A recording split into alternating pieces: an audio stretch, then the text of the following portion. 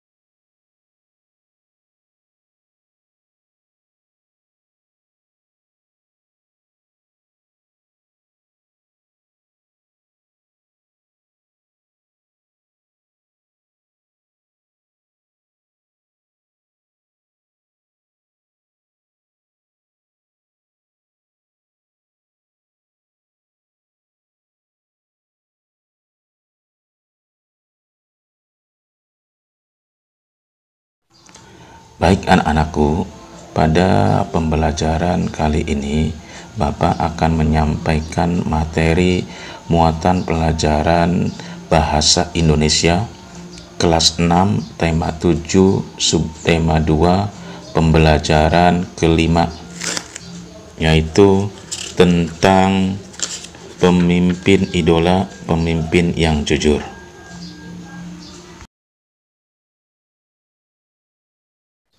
Nah, sekarang anak-anak, kalian nanti dengarkan Bapak akan bacakan sebuah teks bacaan yang berjudul Pemimpin Idola, Pemimpin yang Jujur.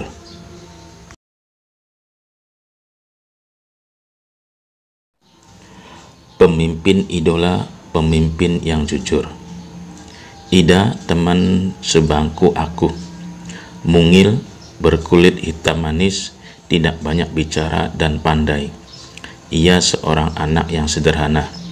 Ayahnya sudah lama meninggal. Ia hidup bersama ibu dan adiknya. Ida anak yang sangat pandai.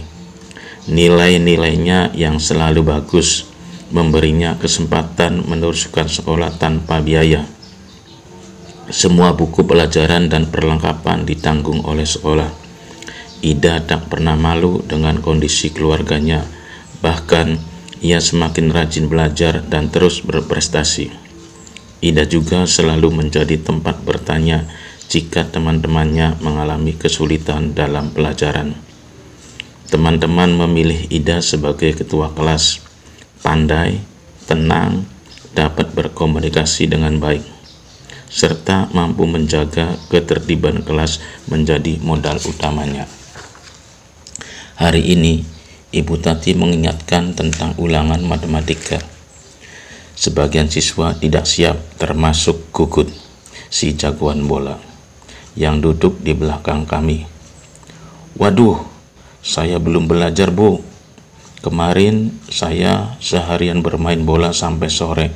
Pulang ke rumah langsung tidur, Bu, protesnya. Ulangan tetap berlangsung. Gugut resah. Ia menengok ke kiri dan ke kanan. Tiba-tiba ditendangnya kursi Ida dari belakang. Shh, Ida, bantu aku dong. Geser sedikit ke kiri agar aku bisa melihat jawaban di kertas ulanganmu, pinta Gugut. Ida tak bergeming. Ia hanya menggelengkan kepala pelan tanpa menengok ke belakang. Gugut mengganggunya lagi.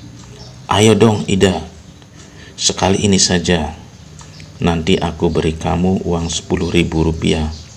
Kamu bisa jajan kue di kantin, rayunya. Gugut tahu benar Ida tidak pernah jajan di kantin. Ibunya tidak memberinya bekal uang jajan. Ida selalu membawa sebungkus nasi dan lauk dari rumah. Namun, di luar dugaan Gugut, Ida tidak terusik. Sekali lagi, ia menggeleng pelan. Sampai waktu berakhir, Gugut terpaksa menyerahkan kertas ulangnya dengan lunglai. Pada waktu istirahat, Ida menghampiri Gugut. Maaf ya Gugut, aku bukan tidak ingin membantumu. Menyontek dan memberi contekan kepada teman adalah perbuatan tidak jujur. Bahkan, perbuatan tersebut bisa dianggap sebagai korupsi kecil-kecilan, katanya kepada Gugut. Ah Ida, masa menyontek sekali saja dianggap korupsi? Setauku, korupsi nilainya miliaran dan hanya dilakukan oleh pejabat berkuasa, kata Gugut. Gugut, justru kita harus melatih diri. Korupsi dan menyontek sama-sama mengambil hak orang lain. Bernilai kecil atau besar tetap saja tidak jujur. Kita membiasakan diri bertingkah laku lurus. Mudah-mudahan ketika besar nanti, kita tidak akan tergoda untuk melakukan korupsi. Dalam bentuk apapun, Ida menambahkan dengan panjang lebar. Aku dan teman-teman sekelas yang ikut mendengarkan percakapan Ida dan Gugut terdiam setuju. Memang, tidak salah kami memilih Ida sebagai pemimpin di kelas. Tidak sekedar pandai, Ida juga pandai dijadikan teladan. Nah, sekarang silakan anak-anak kalian berlatih membuat pertanyaan-pertanyaan dari bacaan yang tadi Bapak bacakan. Silakan anak-anak buat pertanyaan seperti dalam tampilan berikut ini. Baik anak-anakku, sekarang Bapak berikan alternatif contoh pertanyaan-pertanyaan dari teks bacaan tadi.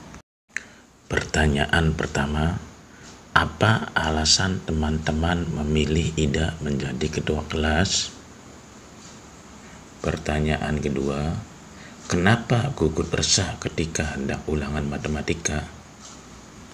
Pertanyaan ketiga, kenapa Gugut menendang kursi Ida dari belakang? Pertanyaan keempat, bagaimana ciri-ciri fisik Ida? Pertanyaan kelima, apa bujukan Gugut agar Ida mau memberikan contekan? Pertanyaan keenam, mengapa Ida menolak permintaan Gugut?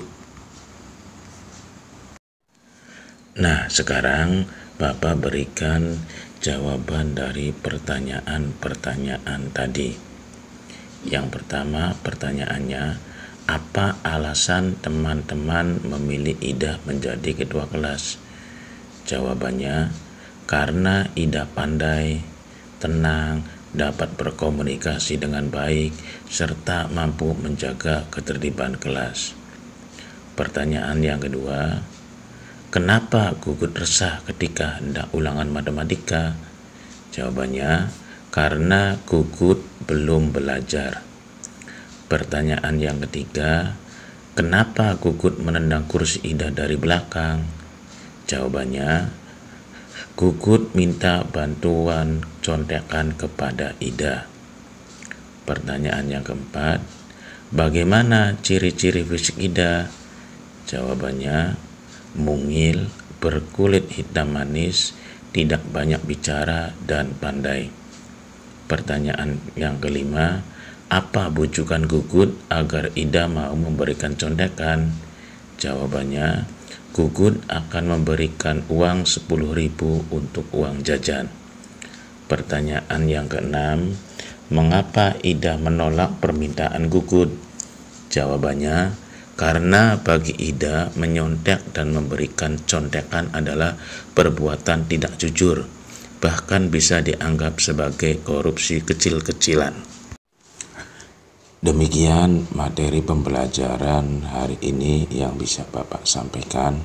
Mudah-mudahan dengan pembelajaran tadi kalian semua bisa lebih mengerti dan terus untuk belajar, tiada hari tanpa belajar. Bapak akhiri, wassalamualaikum warahmatullahi wabarakatuh.